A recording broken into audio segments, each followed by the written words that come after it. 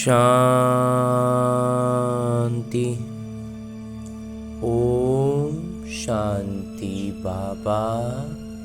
आज 1 मार्च 2025 है और आज हम अध्ययन करने जा रहे हैं परमपिता परमात्मा के अनमोल मधुर महावाक्यों को।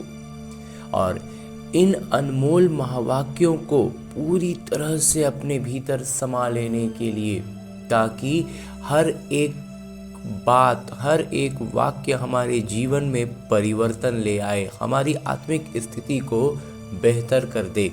उसके लिए सबसे जरूरी होगा कि हम अपने आत्म अभिमानी स्थिति में स्थित होकर इस मुरली के एक एक शब्दों का अध्ययन करें, ये परमात्मा महावाक्यों को की गहराई में उतर सकें।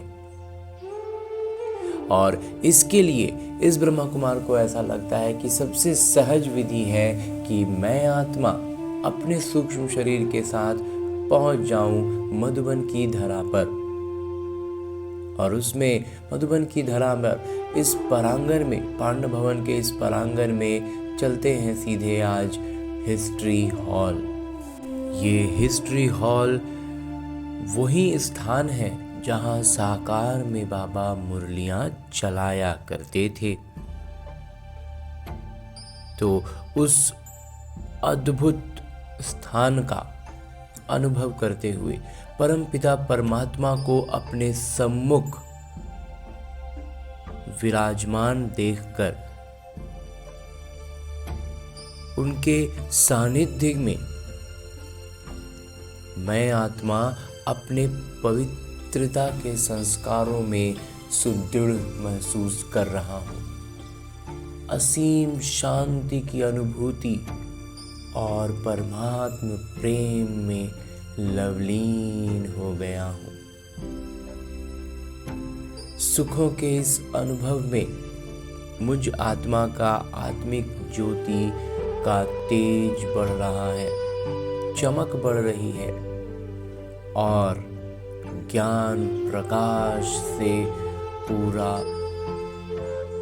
वातावरण भी प्रकाशमान महसूस हो रहा है और मैं आत्मा भी बिल्कुल आनंद के इस आवरण में भाव विभोर हो गया हूँ, आनंद विभोर हो उठा हूँ।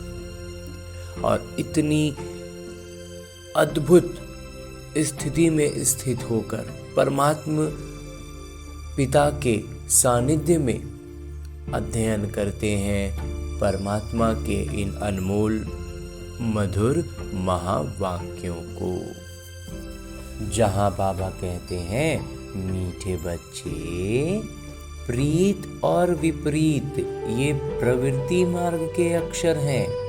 अभी तुम्हारी प्रीत एक पिता से हुई है। तुम बच्चे निरंतर पिता की याद में रहते हो। बाबा कहते हैं प्रीत बुद्धि और विपरीत बुद्धि, ये बाबा ने हमें बतलाया है, ये इसी स्थान पर हमने जाना। और ये प्रीत बुद्धि का मतलब बाबा बतलाते हैं जो निरंतर बाबा की याद में रहते हैं। प्रयत्न, ये पूरा प्रयास में रहते हैं बाबा। आगे प्रश्न रूप में बाबा कहते हैं कि याद की यात्रा को दूसरा कौन सा नाम देंगे? अभी तो 2-3 दिन पहले बाबा ने सत्संग कहा था। उत्तर बतलाते हैं मेरे बाबा, याद की यात्रा प्रीत की यात्रा है। विपरीत बुद्धि वाले से नाम रूप में फंसने की बदबू आती है। जो नाम रूप में फंसे, बाबा कहते हैं वो विपरीत बुद्धि है, उनसे विपरीत बुद्धि की बदबू आती है। बाबा इतना गहरी बात कहते हैं कि एकदम से अगर कोई फंस रहा हो ना, तो बदबू की बात सुनेगा और सीधा निकल कर भागेगा। उनकी बुद्धि तमो प्रधान हो जाती है। जिनकी प्रीत एक बाबा से है, वो ज्ञान का दान करते रहेंगे। किसी भी देहधारी से उनकी प्रीत नहीं हो सकती। हाँ जी बाबा, गीत है ये वक्त जा रहा है। ओम शांति। बाबा बच्चों को समझा रहे हैं। अब इसको याद की यात्रा भी कहें तो प्रीत की यात्रा भी कहें। मनुष्य तो उन यात्राओं पर जाते हैं, ये जो रचना है उनकी यात्रा पर जाते हैं। भिन्न भिन्न रचना है ना, रचयिता को तो कोई भी नहीं जानते ही नहीं है। अभी तुम रचयिता पिता को जानते हो, उस पिता की याद में तुमको कभी रुकना नहीं है। तुमको यात्रा मिली है याद की। इसको याद की यात्रा अथवा प्रीत की यात्रा कहा जाता है। जिसकी ज्यादा प्रीत होगी वो यात्रा भी अच्छी करेंगे। जितना प्यार से यात्रा पर रहेंगे पवित्र भी बनते जाएंगे। शिव भगवानुवाच है ना, विनाश काले विपरीत बुद्धि और विनाश काले प्रीत बुद्धि। तुम बच्चे जानते हो अभी विनाश काल है। तो बाबा कहते हैं इसमें दो ही तरह की बुद्धि हो सकती है। विनाश काल तो है, तो इसमें कोई विपरीत बुद्धि ज़्यादातर होंगे और प्रीत बुद्धि वाले भी होंगे। तो जिनको प्रीत बुद्धि होगी वो बाबा की गोद में जाएंगे। ये वही गीता एपिसोड चल रहा है। बाबा ने श्री कृष्ण की गीता और त्रिमूर्ति शिव की गीता का कंट्रास्ट भी बताया कि क्या दोनों में आधारभूत अंतर है। अब गीता का भगवान कौन? परमपिता शिव भगवानुवाच। सिर्फ शिव अक्षर नहीं लिखना है, क्योंकि शिव नाम भी बहुतों के हैं। इसलिए परमपिता परमात्मा लिखने से वो सर्वोच्च हो गए। परमपिता तो कोई अपने को कह ना सके और कोई भी अपने आप को परमपिता नहीं कहला सकता। सन्यासी लोग शिवो कह देते हैं, वो तो बाबा को याद भी कर ना सके, बाबा को जानते ही नहीं, बाबा से प्रीत है ही नहीं। प्रीत और विपरीत ये प्रवृत्ति मार्ग के लिए हैं। कोई बच्चों की बाबा से प्रीत बुद्धि होती है, कोई की विपरीत बुद्धि भी होती है। तुम्हारे में भी ऐसे हैं। बाबा के साथ प्रीत उनकी है जो बाबा की सेवा में तत्पर हैं। बाबा के सिवाय और कोई से प्रीत हो ना सके। शिव बाबा को ही कहते हैं, बाबा हम तो आपके ही मददगार हैं।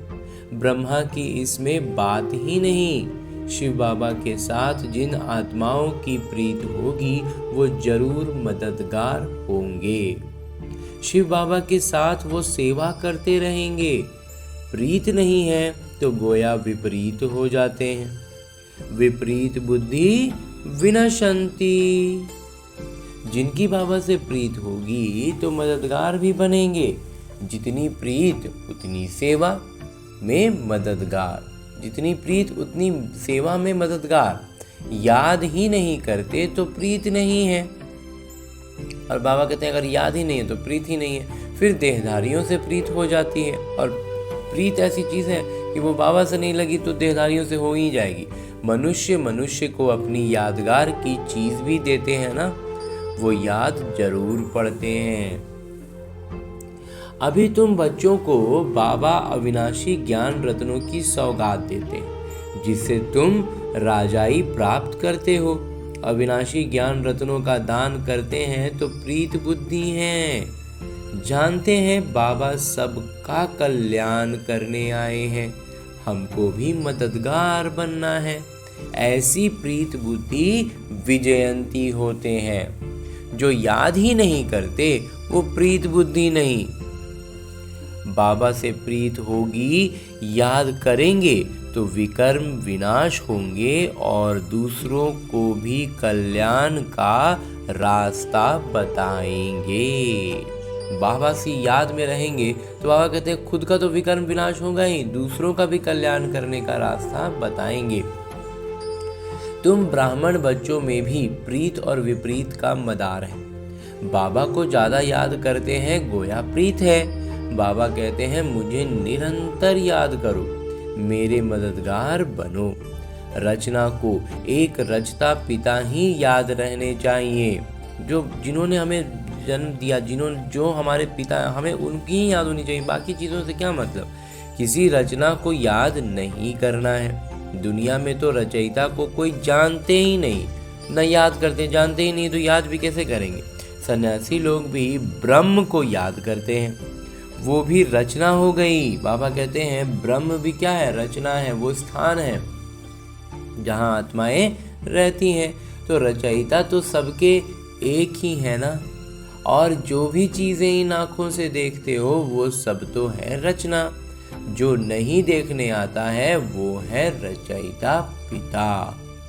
ब्रह्मा विष्णु शंकर का भी चित्र है, वो भी रचना है। बाबा ने जो चित्र बनाने के लिए कहा है ऊपर में लिखना है, परम पिता परमात्मा त्रिमूर्ति शिव भगवान वाच। इतनी बात जरूर बाबा कहते हैं लिखनी है। भल कोई अपने को भगवान कहे परंतु परम पिता कह ना सके। तुम्हारा बुद्धि योग है शिव बाबा के साथ, न कि शरीर के साथ। बाबा ने समझाया है, अपने को अशरीरी आत्मा समझ मुझ पिता को याद करो। प्रीत और विपरीत का सारा मदार है सेवा पर। कितनी सेवा करते हैं, कैसी सेवा करते हैं।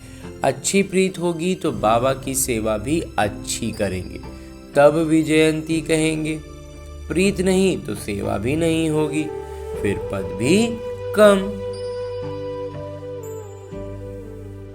कम पद हो को कहा जाता है ऊंच पद से विनश्यंती। कम पद भी मिलना बाबा कहते हैं वास्तव में क्या है, ऊंच पद से गिरावट है, डिमोशन हुआ है। तो यूं विनाश तो सबका होता ही है, परंतु ये खास प्रीत और विपरीत की बात है। कौन कितनी प्रीत बुद्धि में है और कौन कितना विपरीत चला गया। रचयिता पिता तो एक ही है, उनको ही शिव परमात्माए नमः कहते हैं। शिव जयंती भी मनाते हैं, शंकर जयंती कभी सुना नहीं है। प्रजापिता ब्रह्मा का भी नाम बाला है।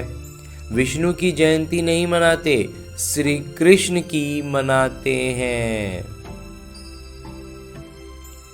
ये भी किसी को पता नहीं श्री कृष्ण और विष्णु में क्या फर्क है। मनुष्यों की है विनाश काले विपरीत बुद्धि, तो तुम्हारे में भी प्रीत और विपरीत बुद्धि है ना।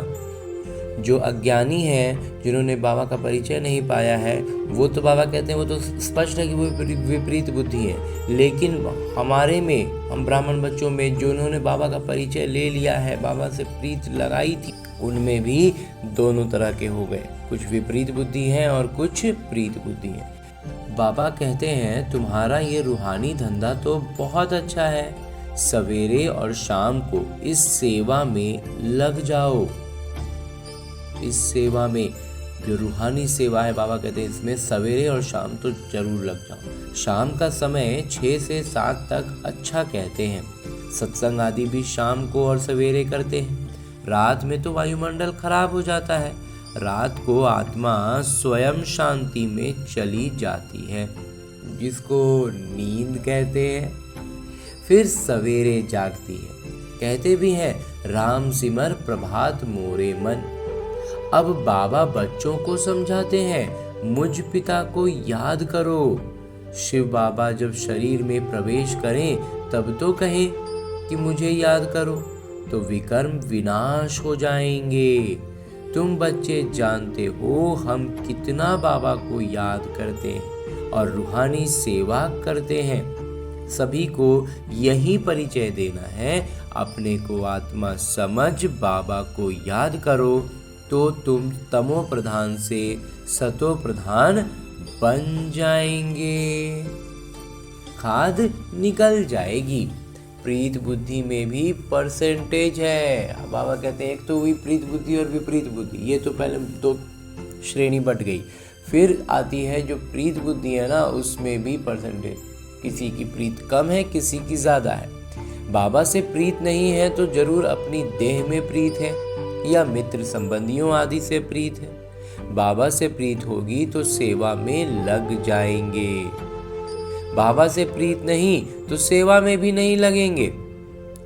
कोई को सिर्फ अल्फ और बे का राज समझाना तो बहुत ही सहज है। हे भगवान, हे परमात्मा कह याद करते हैं, परंतु उनको जानते बिल्कुल नहीं।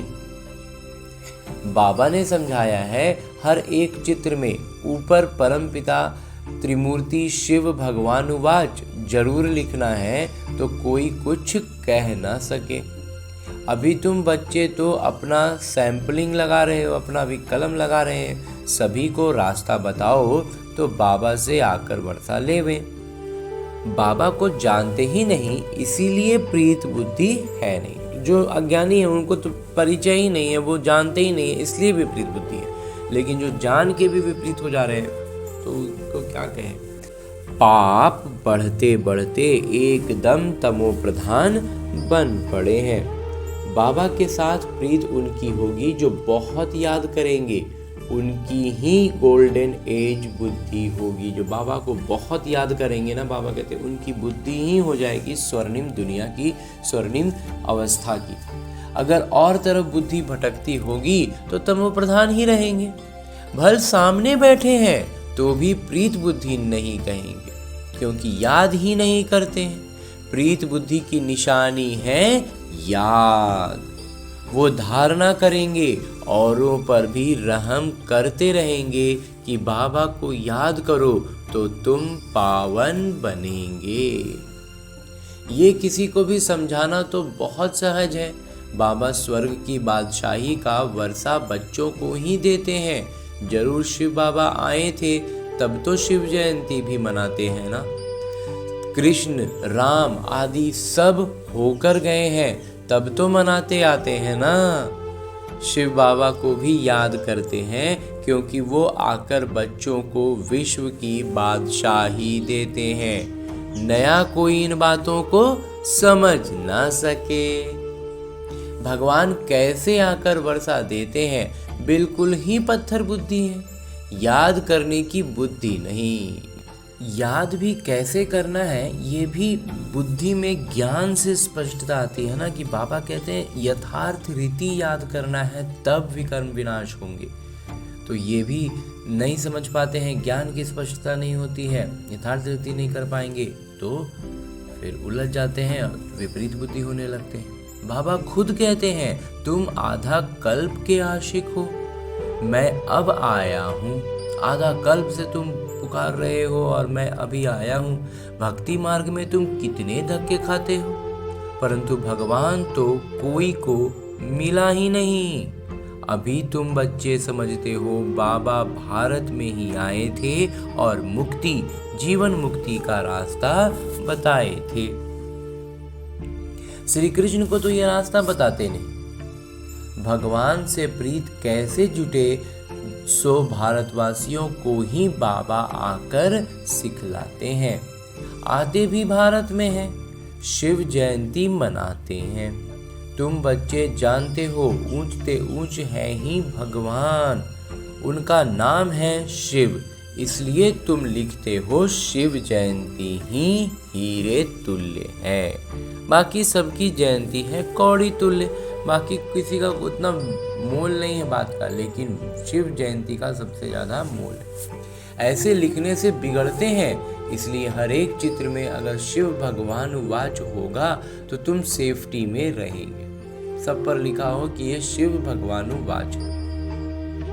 कोई कोई बच्चे पूरा नहीं समझते हैं तो नाराज हो जाते हैं, क्योंकि बातें बिल्कुल बुद्धि से अलग चलती हैं। जो भक्ति मार्ग में हम जो पथ पर चलते रहते हैं उससे बहुत अलग बातें होने लगती हैं, तो बहुत से बच्चे नाराज हो जाते हैं, नहीं समझ पाते हैं अगर तुरंत में, या उनका अभी जो भी समय हो, बुद्धि में स्पष्टता हो, बाबा से प्रीत की वो हो, भगवान के प्रति भावना। माया की ग्रहचारी पहला वार बुद्धि पर ही करती है, पहला वार वो बुद्धि पर ही करती, बुद्धि से बात भीतर जाने ही नहीं देती है। जब भीतर चली जाती है, निश्चय हो जाता है, तब तो याद में विघ्न डालती है। लेकिन जब शुरुआत में जब कोई अज्ञानी बच्चा जब ज्ञान में आने की कोशिश करता है तो पहला बार तो बुद्धि पे ही करती है, उसको समझ में ही नहीं आने लगती है बात। बाबा से ही बुद्धि योग तोड़ा देती है, जिससे एकदम ऊपर से नीचे गिर जाते हैं। देहधारियों से बुद्धि योग अटक पड़ता है तो बाबा से विपरीत हुए ना। तुमको प्रीत रखनी है एक विचित्र विदेही बाबा से। देहधारी से प्रीत रखना नुकसान कारक है। बुद्धि ऊपर से टूटती है तो एकदम नीचे गिर पड़ते हैं। भले ये अनादि बना बनाया नाटक है, फिर भी समझाएंगे तो सही ना। ठीक है, नाटक बना हुआ बाबा कहते हैं, लेकिन बुद्धि तो देना होगा, तब तो पुरुषार्थ कर पाएंगे ना। विपरीत बुद्धि से तो जैसे बांस आती है, बदबू आती है विपरीत बुद्धि वालों से। बाबा कहते हैं नाम रूप में फंसने की। और बदबू कैसी होती है? नाम रूप में फंसने की। नहीं तो सेवा में खड़ा हो जाना चाहिए, और अगर वैसा नहीं है तो बाबा कहते हैं सेवा में तत्पर रहो। बाबा ने कल भी अच्छी रीति समझाया, मुख्य बात ही है गीता का भगवान कौन, इसमें ही तुम्हारी विजय होनी है। तुम पूछते हो कि गीता का भगवान शिव या श्री कृष्ण, सुख देने वाला कौन है? सुख देने वाला तो शिव है, तो उनको वोट देना चाहिए, उनकी ही महिमा है। अब वोट दो गीता का भगवान कौन? शिव को वोट देने वालों को कहेंगे प्रीत बुद्धि। ये तो बहुत भारी इलेक्शन है।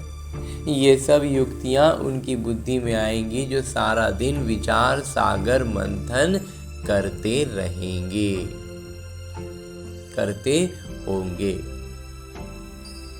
यहाँ पर बाबा इस ब्रह्मा कुमार का थोड़ा सा मंथन छोटा सा है कि जब भक्ति मार्ग में होते हैं तो ये बात हम जानते ही नहीं है, कल्पना भी नहीं कर सकते हैं। भले उसमें बातों में थोड़ा कन्फ्यूज़न होता है, लेकिन जो भी भक्ति मार्ग में है, जो ज्ञान नहीं लिया, जो उसको परिचय नहीं मिला आपका, वो तो श्री कृष्ण ही कहेगा ना। उसको तो बल्कि समझाने में बहुत युक्ति से समझाना पड़ता है, तब थोड़ी थोड़ी बात उसको समझ में आती है।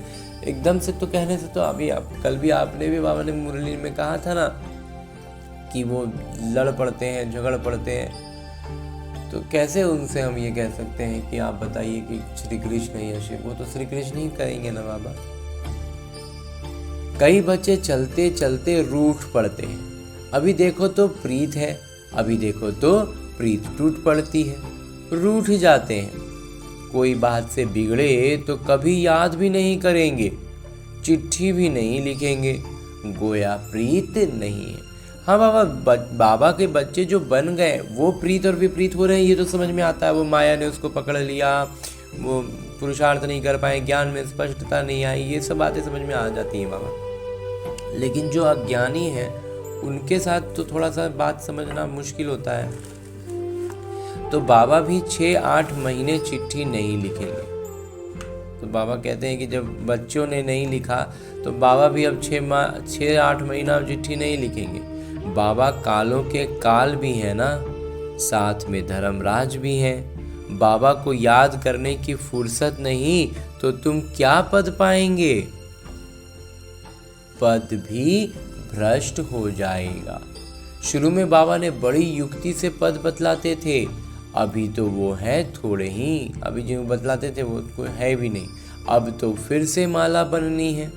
सेवा योग्य की तो बाबा भी महिमा करते रहेंगे। जो खुद बादशाह बनते हैं तो कहेंगे हमारे हमजिन्स भी बने। हम जब खुद बन रहे हैं तो हमारे संबंध संपर्क के जो हैं वो भी बने, ये भी हमारे मिसल राज्य करें। राजा को अन्नदाता मात पिता कहते हैं। जो लौकिक राजा भी होते थे ना, उनको भी मात पिता कहा जाता था। आज भी हमारी बुद्धि में होता है कि जो हमारे राजा हैं वो हमारी माता पिता के रूप में हमारी रक्षा करेंगे, हमारी संभाल करेंगे, हमारा ख्याल कर रखेंगे। इसी भावना से हम, भले ही वो लौकिक में प्रजातंत्र हो या जो भी हो, लेकिन लौकिक रीति से भी जो उच्च पद पर होते हैं, हम उनसे भावनात्मक रूप से उसी रूप से जुड़ते हैं कि ये हमारी संभाल लेंगे, हमें हमारा ख्याल करेंगे। इसीलिए बाबा कहते हैं कि और जो पहले के राजा तो ऐसा सचमुच करते भी थे, तो इसलिए उनको माता पिता भी कहा जाता है, क्योंकि माता पिता से बेहतर और कोई भी किसी बच्चे को संभाल नहीं सकता। अब माता तो है जगत अम्बा, उन द्वारा तुमको सुख घनेरे मिलते हैं। बाबा कहते हैं लेकिन यहाँ जब इस यज्ञ की बात करें तो यहाँ पर तो माता जगदम्बा जो है वो माता है, उनसे ही हमें सुख मिलते हैं। तो तुम्हें पुरुषार्थ से ऊंच पद पाना है। दिन प्रतिदिन तुम बच्चों को मालूम होता जाएगा कौन कौन क्या बनेगा। सेवा करेंगे तो बाबा भी उनको याद करेंगे। बाबा कहते हैं अगर हम सेवा करेंगे ना तो बाबा भी हमें याद करेंगे, और बाबा हमें याद करें इससे बड़ा सौभाग्य और कुछ हो नहीं सकता। सेवा ही नहीं करते तो बाबा याद क्यों करें? बाबा याद उन बच्चों को करेंगे जो प्रीत बुद्धि होंगे। बाबा सेवा के लिए भी बहुत गहरी बातें कह रहे हैं कि सेवा करो। ये भी बाबा ने समझाया है, किसी की दी हुई चीज़ पहनेंगे तो उनकी याद जरूर आएगी। बाबा के भंडारे से लेंगे तो शिव बाबा ही याद आएंगे। बाबा खुद अनुभव बतलाते हैं, याद जरूर पड़ती है, इसलिए कोई की भी दी हुई चीज़ रखनी नहीं चाहिए। बाबा इसलिए कहते हैं कभी कोई सीधे से कुछ दे तो उसको नहीं लेना है, उसको यज्ञ में समर्पित करें और फिर यज्ञ से लें तो क्या होगा कि बाबा ने दिया है ये बुद्धि में रहेगी तो बाबा याद रहेंगे। किसी लौकिक रीति से किसी ने दिया और हमने उसे ले लिया तो बाबा कहते हैं उसमें फिर उसकी याद रहेगी, आएगी। अच्छा, मीठे मीठे सिगिलदी बच्चों प्रति माता पिता बाबा का याद प्यार और आशीर्वाद। रूहानी बाबा की रूहानी बच्चों को नमस्ते। हम रूहानी बच्चों की ओर से रूहानी माता पिता को याद प्यार और प्रणाम। धन्यवाद बाबा, धन्यवाद। मुरली के लिए भी धन्यवाद और इस अनूठे अलौकिक ब्राह्मण जीवन के लिए भी बहुत बहुत बहुत धन्यवाद बाबा, बहुत धन्यवाद। आगे आज की मुरली से लिए गए वो प्रमुख बिंदु हैं जिन्हें हमें अपने ब्राह्मण जीवन में धारण करने हैं। और ब्राह्मण सो फरिश्ता, फरिश्ता सो देवता बनना है। उसके लिए जो सबसे पहली बिंदु ली गई है वो है कि एक विदेही विचित्र पिता से दिल की सच्ची प्रीत रखनी है। सदा ध्यान रहे माया की ग्रहचारी कभी बुद्धि पर वार न कर दे। माया कभी बुद्धि पर वार न कर दे। याद में तो बाबा कहते हैं विघ्न डालती है, तो हम बुद्धि से स्पष्ट रहेंगे तो हम उससे बाहर निकल पाएंगे। बुद्धि पर अगर उसने वार कर दिया तो निकलना मुश्किल हो जाएगा। दूसरा बिंदु बाबा कहते हैं कि कभी भी बाबा से रूठना नहीं है। बाबा से कैसे रूठ सकते हैं? सेवा योग्य बन अपना भविष्य ऊंचा बनाना है। किसी की दी हुई चीज अपने पास नहीं रखनी। कोई भी कभी भी किसी ब्राह्मण बच्चे को, इसीलिए बाबा कहते हैं एक दूसरे को लेन देन नहीं करना है। जो भी भावना है यज्ञ में समर्पित कर दें, कोई भी वस्तु कोई भी चीज, और फिर जिनको जरूरत हो वो यज्ञ से लें। तो इस तरह से किसी आत्मा विशेष से लगाव नहीं होगा, उसकी याद नहीं आएगी। हाँ जी बाबा। और आगे मेरे बाबा वरदान दे रहे हैं। वरदान देते हुए मेरे बाबा कहते हैं, शुद्धि की विधि द्वारा किले को मजबूत करने वाले सदा विजयी और निर्विघ्न बाबा। जब किला मजबूत होगा तो निर्विघ्न रहेंगे, और किले पर हम हैं तो हम विजयी हैं। और ये किला बनेगा कैसे? बाबा कहते हैं शुद्धि की विधि से। आगे विस्तार से बाबा बतलाते हैं कि इस किले में हर आत्मा सदा विजयी और निर्विघ्न बन जाए, इसके लिए विशेष समय पर चारों ओर एक साथ योग के प्रोग्राम रखो। फिर कोई भी इस तार को काट नहीं सकेगा, क्योंकि जितना सेवा बढ़ाते जाएंगे उतना माया अपना बनाने की भी कोशिश करेगी। इसलिए जैसे कोई भी कार्य शुरू करते समय शुद्धि की विधियां अपनाते हो, कोई भी कार्य शुरू करने के पहले एक बार बाबा को याद करते हैं, तो वैसे ही बाबा कहते हैं ऐसे संगठित रूप में आप सर्वश्रेष्ठ आत्माओं का एक ही शुद्ध संकल्प हो, विजयी। ये है शुद्धि की विधि। जिससे किला मजबूत हो जाएगा। हाँ जी बाबा। बाबा कहते हैं संगठित रूप में आप सर्वश्रेष्ठ आत्माओं का एक ही शुद्ध संकल्प हो और वो है विजयी। बाबा कहते हैं यही तो है शुद्धि की विधि। हाँ जी बाबा।